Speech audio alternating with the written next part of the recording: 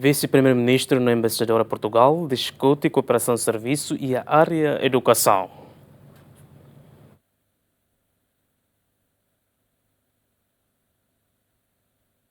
Embaixadora Portugal e Timor-Leste, Manuela Bayros, halau sormuto o vice-primeiro-ministro, ministro coordenador Assunto Social, no ministro Desenvolvimento Rural, no Habitação Comunitária, Mariana Sanami Sabino, o de qual é a cooperação entre Timor-Leste no Portugal e a área educação, liu com o processo de desenvolvimento lian português e Timor-Leste.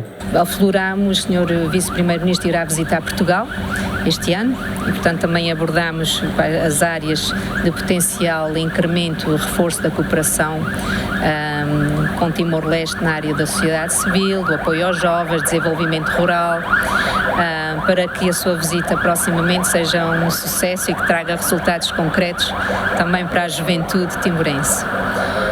Finalmente, também passamos em revista algumas preocupações na área da educação.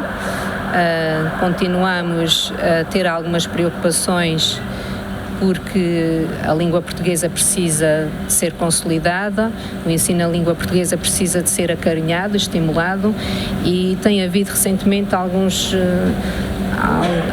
questões que nos têm preocupado. Diplomata Nemos apresenta preocupação para vice-primeiro-ministro com o envolvimento de Portugal para a definição política educacional no halo revisão currículo para formação em Timor-Leste. Sormuto ne qualiamos com a serviço de cooperação entre Portugal e Timor-Leste onde facilita a formação liang português balabarik no Fonsaisira. Luciano Amaral, bem-vindo a Simenes, GMN.